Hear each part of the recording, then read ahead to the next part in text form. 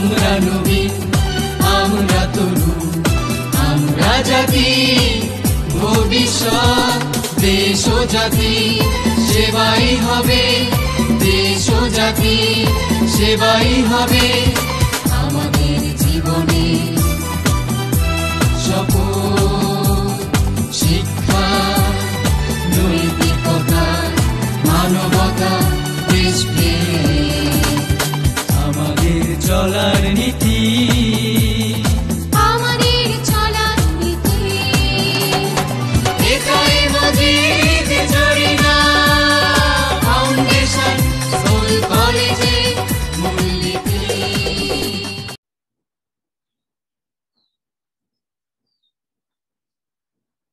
প্রিয় শিক্ষার্থী বন্ধুরা, তোমরা কেমন আছো? আমি প্রত্যাশা করছি তোমরা আল্লাহ তাআলার বিশেষ রহমতে ভালো আছো। পবিত্র রমজান মাসের সবাইকে আন্তরিকভাবে শুভেচ্ছা এবং অভিনন্দন জানাচ্ছি।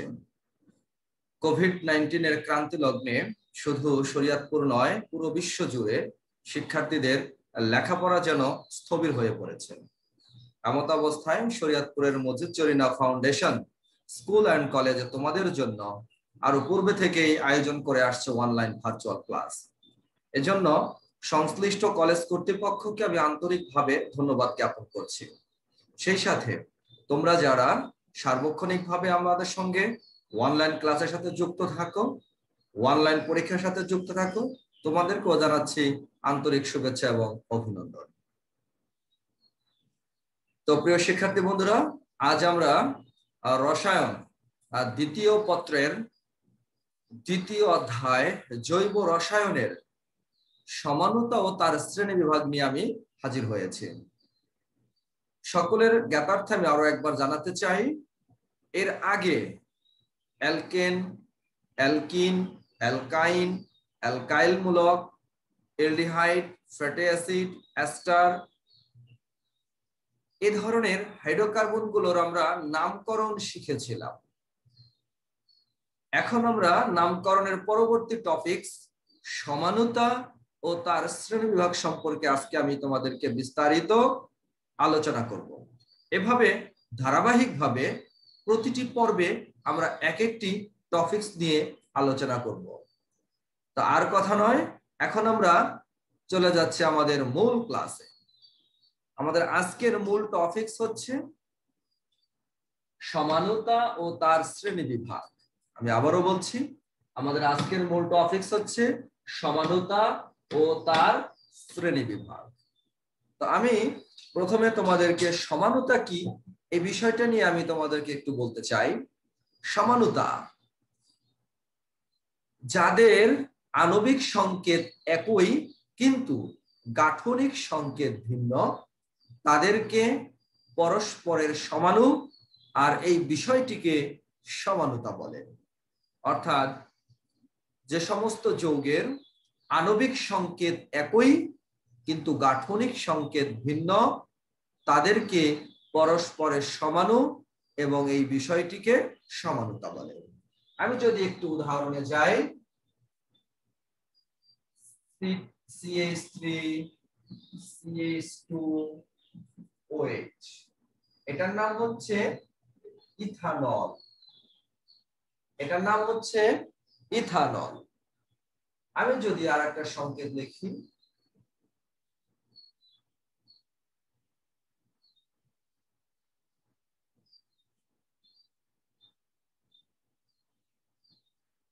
এটার নাম হচ্ছে ডাইমিথাইল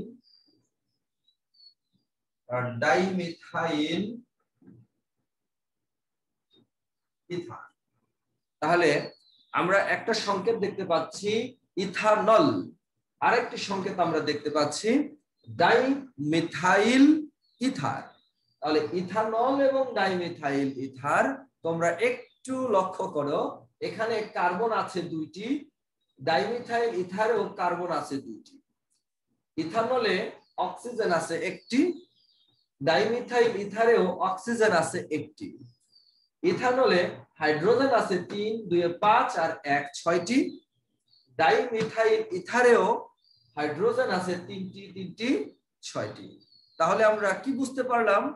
আমরা বুঝতে পারলাম ইথানল এবং ডাইমিথাইল ইথার উভয় যৌগের ক্ষেত্রে আণবিক সংকেত এক, বাট গাঠনিক সংকেত আলাদা। এজন্য এই দুইটা পরস্পর সমাণু, এরা পরস্পর সমাণু, এরা পরস্পর সমাণু। অর্থাৎ ইথানলের সমাণু হচ্ছে ডাইমিথাইল ইথার, আবার ডাইমিথাইল ইথারের সমাণু হচ্ছে ইথানল। অর্থাৎ একটি যৌগ আরেকটি যৌগের সাপেক্ষে সমাণু, অর্থাৎ এই দুটি যৌগ পরস্পর পরস্পরের সমাণু। আর এই যে ইথানল থেকে ডাইমিথাইল ইথার, এই বিষয়টিকে আমরা বলছি সমানুতা। তো এই সমানুতা প্রধানত দুই ধরনের। আমরা একটু প্রকার ভেদে চলে যেতে চাই।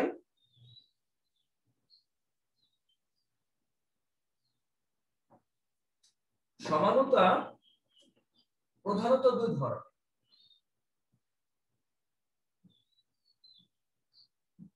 সমানুতা প্রধানত দুই ধরনের।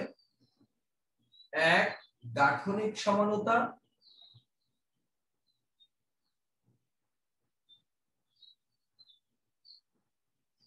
দুই, স্টেরিও সমানুতা।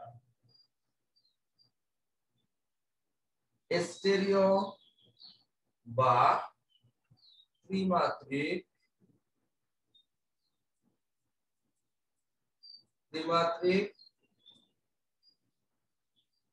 সমানুতা।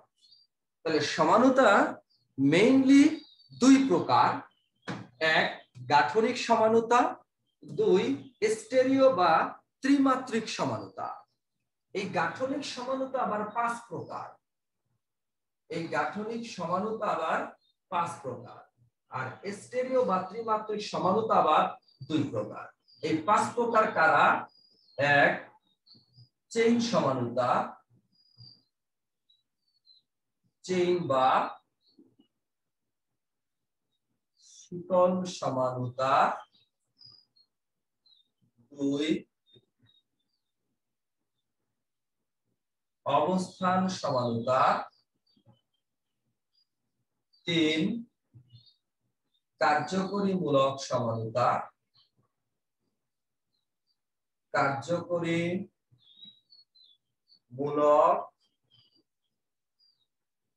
সমানুতা, চার, মেটামারিজম,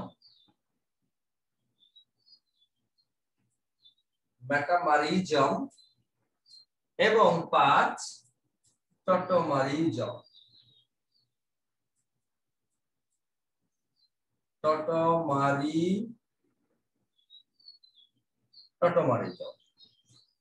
অপরদিকে স্টেরিও সমানুতা হচ্ছে দুই ধরনের। জ্যামিতিক সমানুতা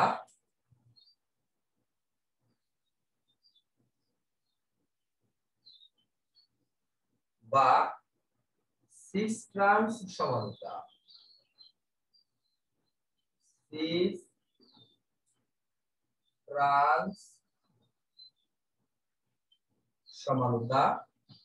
দুই, আলোক সক্রিয় সমানুতা,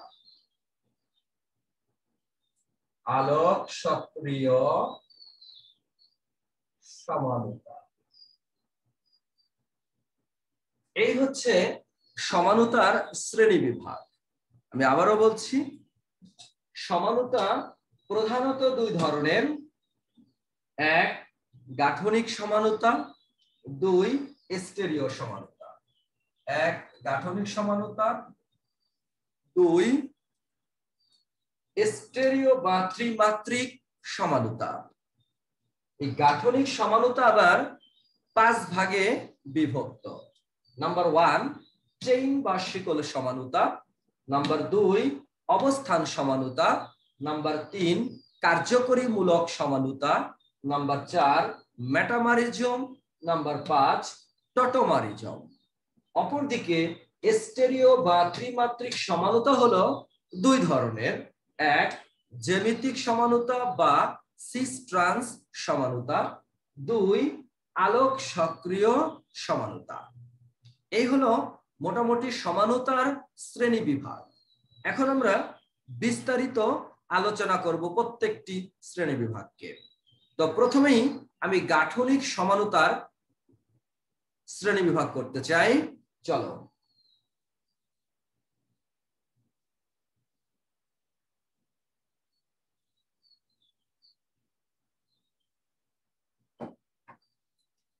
তো প্রথমে আমি চেইন বা শিকল সমানুতা সম্পর্কে কথা বলব। চেইন বা শিকল সমানুতা, এই যে শিকল সমানুতা, এটি মূলত কিভাবে সৃষ্টি হয়? অর্থাৎ শিকলগত ভিন্নতার কারণে একই সমগোত্রীয় শ্রেণীভুক্ত যৌগসমূহের মধ্যে শিকলগত ভিন্নতার কারণে যে সমানুতার সৃষ্টি হয় তাকে বলা হয় শিকল বা চেইন সমানুতা। তাহলে চেইন বা শিকলগত ভিন্নতার কারণে যে সমানুতার উদ্ভব হয় তাকেই বলে শিকল বা চেইন সমানুতা। আমরা একটি উদাহরণ লক্ষ্য করি। Example,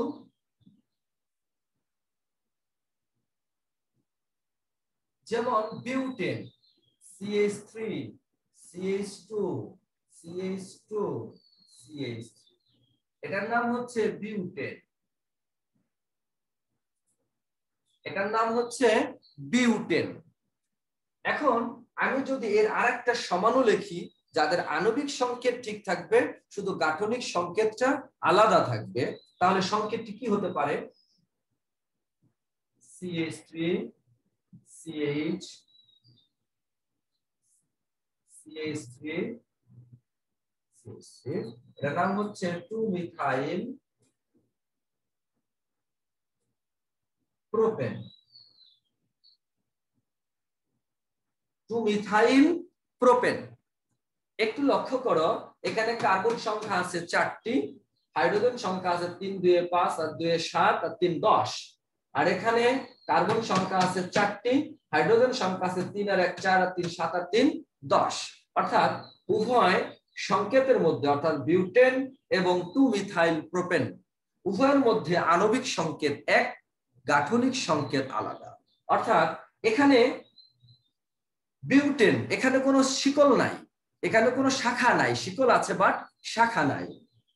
CH3 CH2 CH2 CH3, এটা একটা চেইন, অর্থাৎ একটার সাথে একটা পার্থক্য হচ্ছে মিথিলিন মূলক, একটার সাথে একটা পার্থক্য হচ্ছে মিথিলিন মূলক, অর্থাৎ এটার ভিতরে কোনো শাখা নাই, কিন্তু পরেরটার ভিতরে শাখা আছে। তাহলে এই দুইটা যৌগের মধ্যে মূল পার্থক্য কোথায়? চেইন বা শিকলগত পার্থক্য। এর মধ্যে শিকল আছে 4টা কার্বন বিশিষ্ট, আর এখানে শিকল হলো 3 কার্বন বিশিষ্ট। এখানে শাখা নেই, এখানে শাখা আছে, অর্থাৎ শিকলগত পার্থক্য রয়েছে। আর শিকলগত পার্থক্যের কারণে যে সমানুতার উদ্ভব হয় তাকে বলে শিকল সমানুতা। তাহলে এই দুটি যৌগকে আমরা বলবো পরস্পর শিকল সমানু, এই দুটি যৌগকে আমরা বলবো পরস্পর শিকল সমানু। আশা করি ব্যাপারটা তোমরা বুঝতে পেরেছো। এরপর আমরা পরবর্তী প্রকারভেদে যাই।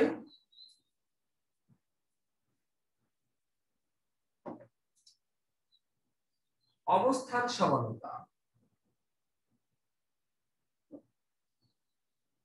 অবস্থান সমানুতা, অবস্থান সমানুতা কি? আমরা জানি যৌগের ভিতরে কার্যকরী মূলক থাকে। এই কার্যকরী মূলকের অবস্থানগত ভিন্নতার কারণে, যেহেতু আমার নাম হচ্ছে অবস্থান সমানুতা, যেহেতু আমার নাম হচ্ছে অবস্থান সমানুতা, তাহলে আমরা কি বলতে পারি? কার্যকরী মূলকের অবস্থানগত পার্থক্যের কারণে যে সমানুতার উদ্ভব হয় তাকেই বলে অবস্থান সমানুতা। যেমন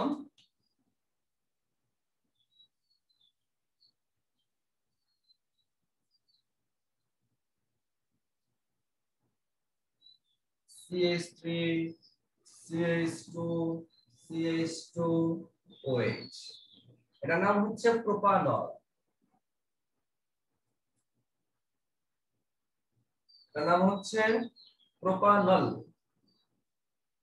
আর একটা সংকেত যদি লিখি CH3 CH2, এর নাম হচ্ছে প্রোপানল 2। এটাকে আমরা বলছি প্রোপানল 1, এটাকে আমরা বলছি প্রোপানল 2। তোমরা একটু এক্সাম্পলটা আবার মনোযোগ দিয়ে দেখো। এখানে আমরা দেখতে পাচ্ছি এটার নাম হচ্ছে 3 কার্বন বিশিষ্ট অ্যালকোহল। এখানে কার্যকরী মূলক হচ্ছে OH মূলক, কার্যকরী মূলক হচ্ছে OH মূলক। এখানে কার্যকরী মূলক OH টা 1 নং কার্বনে অবস্থিত। অর্থাৎ আমরা জানি কার্যকরী মূলককে সর্বনিম্ন কার্বন ধরতে হয়। আমরা যখন অ্যালকোহলের নামকরণ শিখেছি তখন আমরা বলেছি কার্যকরী মূলক এমন ভাবে নাম্বারিং করতে হবে যাতে সর্বনিম্ন কার্বনে হয়। তাহলে OH মূলক 1 নম্বর কার্বনের সাথে যুক্ত থাকবে, তাহলে এটাকে আমরা 1 নম্বর ধরবো, 2, 3। আর এটার ক্ষেত্রে যে কোনো এক সাইড থেকে করলেই হবে, কারণ উভয় পাশ থেকে একই সংখ্যক কার্বনে হয়। তাহলে আমরা দেখতে পাচ্ছি প্রথম যৌগে কার্যকরী মূলক OH 1 নং কার্বনে অবস্থিত এবং দ্বিতীয় যৌগে কার্যকরী মূলক OH 2 নং কার্বনে অবস্থিত। এর মানে এই দুইটা যৌগের আণবিক সংকেত একই আছে, শুধুমাত্র গাঠনিক সংকেতের মধ্যে কার্যকরী মূলকের অবস্থানগত ভিন্নতা রয়েছে। তাহলে অবস্থানগত ভিন্নতার কারণে যে সমানুতার উদ্ভব ঘটবে তাকে আমরা বলবো অবস্থান সমানুতা। তাহলে এই দুটি যৌগ পরস্পর অবস্থান সমানু, এই দুটি যৌগ পরস্পর অবস্থান সমানু। তাহলে প্রোপানল 1 এর অবস্থান সমানু হচ্ছে প্রোপানল 2, আবার প্রোপানল 2 এর অবস্থান সমানু হচ্ছে প্রোপানল 1। তাহলে অবস্থান সমানু হচ্ছে, মূল কথা হচ্ছে কার্যকরী মূলকের অবস্থানগত ভিন্নতার কারণে যে সমানুতা পাওয়া যায় তাকে বলে অবস্থান সমানুতা। এখানে কার্যকরী মূলক 1 নং কার্বনে অবস্থিত, এখানে কার্যকরী মূলক OH 2 নং কার্বনে অবস্থিত। তাহলে কার্যকরী মূলকের ভিন্নতার কারণে যে সমানুতার উদ্ভব ঘটে তাকে বলে অবস্থান সমানুতা। এবারে আসি কার্যকরী মূলক সমানুতা। কার্যকরী মূলক সমানুতা,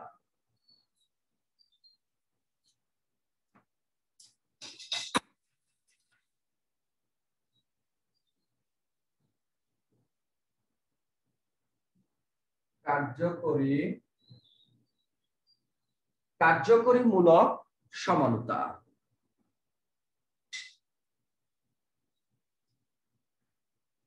কার্যকরী মূলক সমানুতা হচ্ছে যে সমস্ত যৌগের মধ্যে কার্যকরী মূলকের ভিন্নতার কারণে, আগেরটা ছিল কার্যকরী মূলকের অবস্থানগত ভিন্নতার কারণ, একই কার্যকরী মূলক বাট ভিন্ন ভিন্ন অবস্থানে অবস্থান করবে, ওইটা ছিল অবস্থানগত সমানুতা। আর এখন হচ্ছে কার্যকরী মূলক সমানুতা। আর কার্যকরী মূলক সমানুতা এটার ক্ষেত্রে আমাদের লক্ষ্য করতে হবে যে কার্যকরী মূলকটা টোটালি ভিন্ন। তাহলে যে সমস্ত যৌগের আণবিক সংকেত এক বাট গাঠনিক সংকেতে কার্যকরী মূলক ভিন্ন ভিন্ন থাকে, তাহলে কার্যকরী মূলকের ভিন্নতার জন্য যে সমানুতার সৃষ্টি হলো এটাকে আমরা বলবো কার্যকরী মূলক সমানুতা।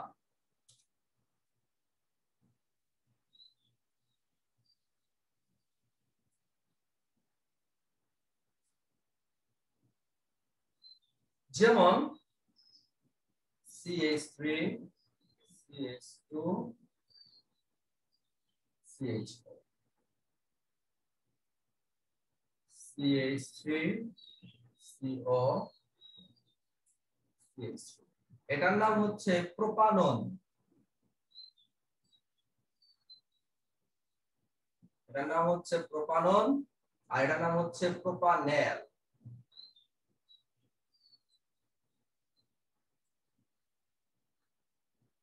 তো প্রিয় শিক্ষার্থীরা, তোমরা একটু লক্ষ্য করো যে প্রথম যৌগটার নাম হচ্ছে প্রোপানেল, অর্থাৎ 3 কার্বন বিশিষ্ট অ্যালডিহাইড, নাম তার প্রোপানেল।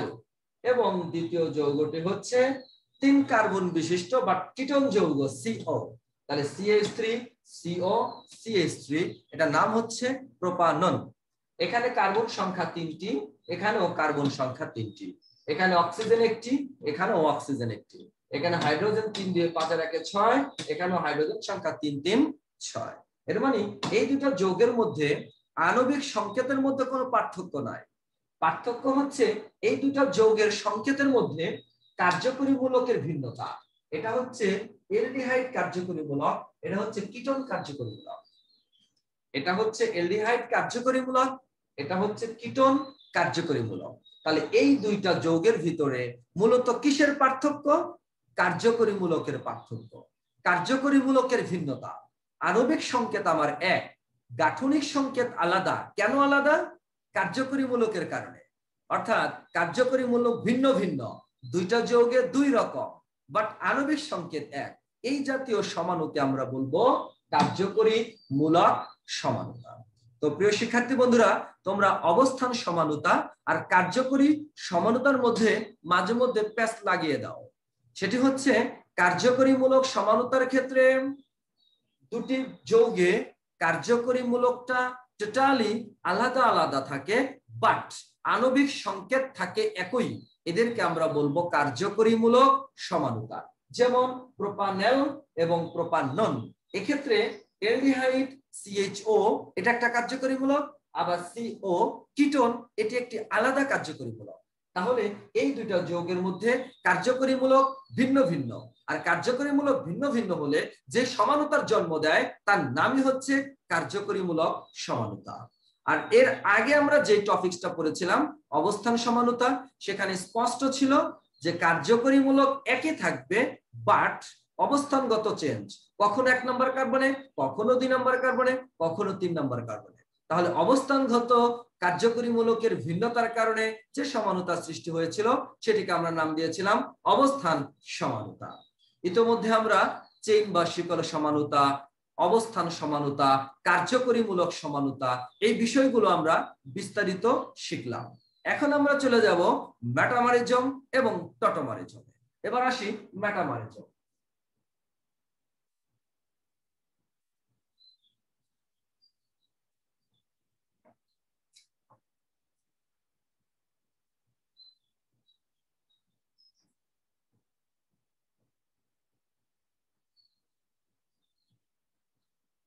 মেটামারিজম, তো মেটামারিজম কি?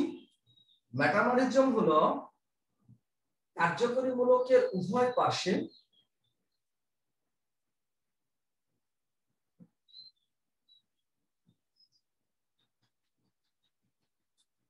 এই একটা সমাণু,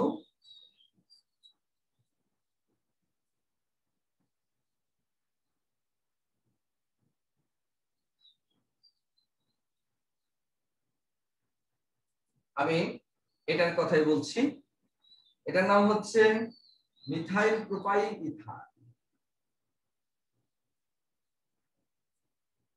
methyl propyl, methyl propyl ether, di ethyl ether, die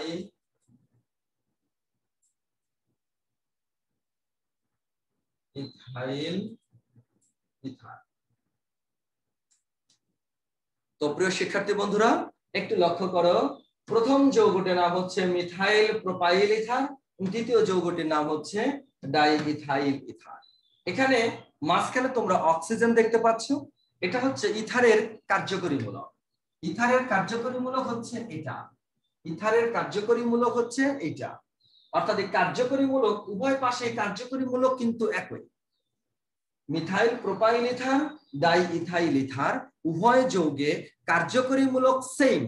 দেখো একটু লক্ষ্য করে, ইথার কার্যকরী মূলক, তো কার্যকরী মূলক একই, বাট আমাদের এই কার্যকরী মূলকের উভয় পাশে কার্বন সংখ্যার ভিন্নতা রয়েছে। তাহলে কার্যকরী মূলকের উভয় পাশে কার্বন সংখ্যার ভিন্নতার কারণে যে সমানুতার সৃষ্টি হয় তাকে বলে মেটামারিজম, এবং প্রত্যেকটি সমাণুকে একটি মেটামার বলে। তাহলে মিথাইল প্রোপাইল ইথার এটি একটি মেটামার, আবার ডাই ইথাইল ইথার এটিও একটি মেটামার। তাহলে মিথাইল প্রোপাইল ইথার এটি একটি মেটামার, আবার ডাই ইথাইল ইথার এটিও একটি মেটামার। অর্থাৎ এই দুটি সমাণু পরস্পরের মেটামার, আর এই বিষয়টির নাম হচ্ছে মেটামারিজম। তাহলে আলটিমেটলি কি দাঁড়ালো, যে একই কার্যকরী মূলক বাট উভয় কার্যকরী মূলকের উভয় পার্শ্বে কার্বন সংখ্যার ভিন্নতা রয়েছে। যেমন প্রথম যৌগের ক্ষেত্রে ডান পাশে কার্বন সংখ্যা হলো 3টি, বাম পাশে কার্বন সংখ্যা 1টি। আর পরের যৌগের ক্ষেত্রে ডান পাশে কার্বন সংখ্যা 2টি, বাম পাশে কার্বন সংখ্যা 2টি। অর্থাৎ এই দুটি যৌগের কার্যকরী মূলক একই, অর্থাৎ ইথার মূলক, কিন্তু দুই পাশে কার্বন সংখ্যা দুটো যৌগের ক্ষেত্রে ভিন্ন ভিন্ন রয়েছে, কিন্তু এদের আণবিক সংকেত একই। তাহলে আণবিক সংকেত এক, বাট কার্যকরী মূলকের উভয় পার্শ্বে কার্বন সংখ্যার ভিন্নতার দরুন যে সমানুতা পাওয়া যায় তাকে বলে মেটামারিজম। এই বিষয়টির নাম হচ্ছে মেটামারিজম, এবং প্রত্যেকটি সমাণু একটি মেটামার নামে পরিচিত। তো প্রিয় শিক্ষার্থী বন্ধুরা, আশা করি তোমরা মেটামারিজম এই বিষয়টি এখন স্পষ্টভাবে বুঝতে পেরেছ। এখন আমরা চলে যাব গাঠনিক সমানুতার সর্বশেষ টটোমারিজম।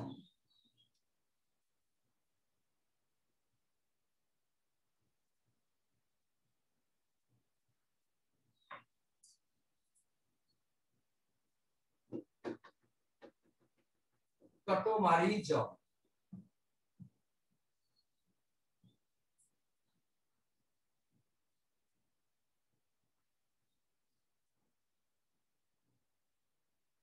আমরা ইতিমধ্যে দেখতে পাচ্ছি আমাদের headline tautomerism.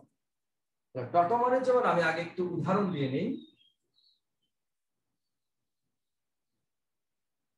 CH3 carbon double bond oxygen bond CH2।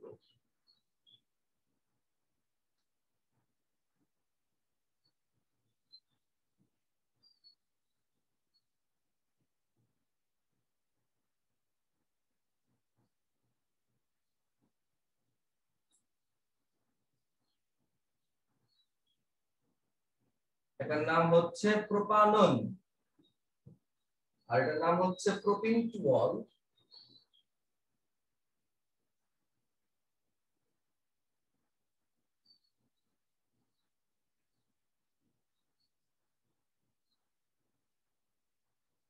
অর্থাৎ একই আণবিক সংকেতের, টটোমারিজমটা হলো একই আণবিক সংকেতের দুটি যৌগের, এটা একটা আণবিক সংকেত, এটি হচ্ছে আরেকটা আণবিক সংকেত।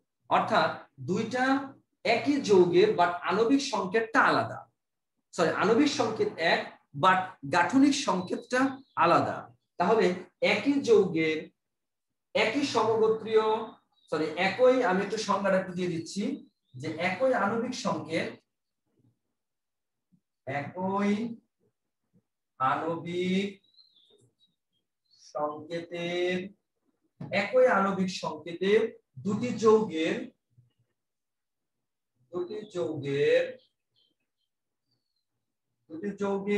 পারস্পরিক পরিবর্তনের মাধ্যমে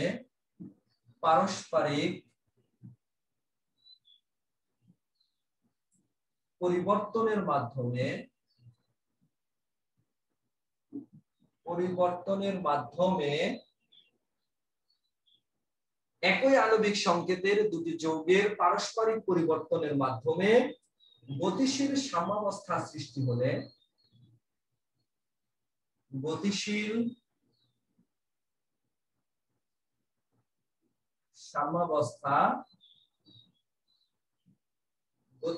সাম্যাবস্থা সৃষ্টি হলে তাকে টটোমারিজম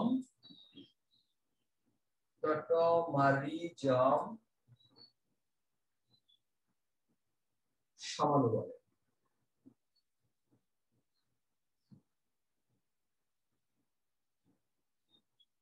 তাহলে জিনিসটা আমি আরেকটু ক্লিয়ার করতে চাই যে টটোমারিজম বিষয়টি হলো যে একই আণবিক সংকেতের এই দুইটা যৌগের অর্থাৎ প্রোপানন আর হচ্ছে প্রোপিন-টু-অল, এই দুটি যৌগের আণবিক সংকেত একই।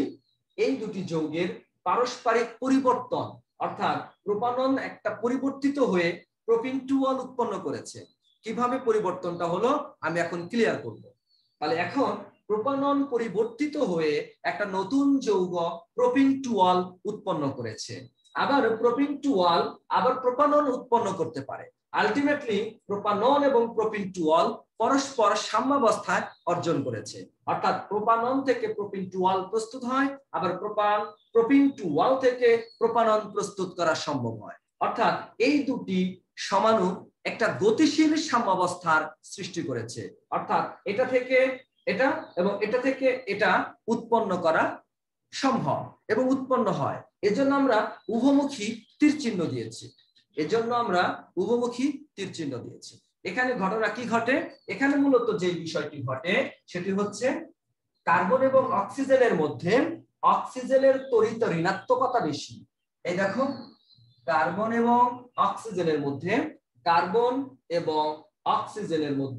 অক্সিজেনের তড়িৎ ঋণাত্মকতা বেশি, যার কারণে অক্সিজেন পরমাণু নিজের দিকে ইলেকট্রন ঘনত্ব টেনে নেওয়ায় অক্সিজেনের মাথায় আংশিক ডেল্টা মাইনাস আর কার্বনের মাথায় আংশিক ডেল্টা প্লাস উৎপন্ন হয়। ফলে যে ঘটনাটি ঘটে সেটি হচ্ছে এখানে অক্সিজেন পরমাণু যেহেতু ইলেকট্রন ঘনত্ব বেশি, আর এখানে কার্বন পরমাণুর ভিতরে একটা আংশিক ধনাত্মক চার্জ উৎপন্ন হয়েছে, আর আংশিক ধনাত্মক চার্জকে আমরা ডেল্টা প্লাস দ্বারা প্রকাশ করেছি। এই আংশিক ধনাত্মক চার্জকে প্রশমিত করার জন্য পার্শ্ববর্তী কার্বন এগিয়ে আসে, অর্থাৎ এই কার্বন পরমাণু এগিয়ে আসে। এই কার্বন পরমাণুর সাথে হাইড্রোজেন একটা সমযোজী বন্ধন অবস্থায় আছে। এই সমযোজী বন্ধনটাকে টেনে এখানে ইলেকট্রন ডেনসিটি প্রদান করে। ফলে হাইড্রোজেন পরমাণুটি প্রোটন হিসেবে পরিত্যক্ত হয়, আর অক্সিজেন পরমাণু এই প্রোটনের সাথে যুক্ত হয়ে OH উৎপন্ন করে। আর এখানে কার্বন কার্বনের মাঝে একক বন্ধনের জায়গায় দ্বিবন্ধনের সৃষ্টি হয়। আশা করি ব্যাপারটা বুঝতে পেরেছো। আমি বিষয়টিকে আরো একবার ক্লিয়ার করতে চাই। কার্বন এবং অক্সিজেনের মধ্যে অক্সিজেনের তড়িৎ ঋণাত্মকতা তথা ইলেকট্রন নেগেটিভিটি বেশি, যার কারণে কার্বন অক্সিজেনের মধ্যকার যে পাই বন্ধনটা রয়েছে, দ্বিবন্ধনের পাই বন্ধন, সেই পাই বন্ধনের ইলেকট্রন বেগ অক্সিজেন পরমাণু নিজের দিকে বেশি টানে। ফলে অক্সিজেনের মাথায় আংশিক ঋণাত্মক চার্জ এবং কার্বনের মধ্যে আংশিক ধনাত্মক চার্জ সৃষ্টি হয়।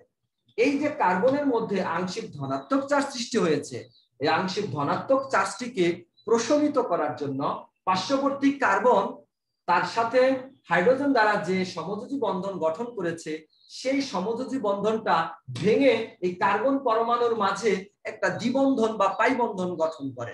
ফলে কার্বন পরমাণুর আংশিক ধনাত্মক চার্জটা প্রশমিত হয়ে যায়, আর এই হাইড্রোজেন পরমাণুটি প্রোটন হিসেবে পরিত্যক্ত হয়, অর্থাৎ অপসারিত হয়। এই বেচারা যখন প্রোটন হিসেবে পরিত্যক্ত হয়, তখন অক্সিজেন পরমাণুর ভিতরে ইলেকট্রন ডেনসিটি বেশি থাকার কারণে সে তার সাথে যুক্ত করে অ্যালকোহল উৎপন্ন করে, অ্যালকোহলের OH মূলক। আর এই কার্বনের মাঝে আর এই কার্বনের মাঝে একক বন্ধনের পরিবর্তে দ্বিবন্ধন উৎপন্ন হয়। আলটিমেটলি আমরা প্রোপানন থেকে আমরা প্রোপিন-টু-অল পেয়েছি। এই সিস্টেমটাকে কিটোইনল টটোমারিজম বলে। অর্থাৎ কিটোইনল টটোমারিজম।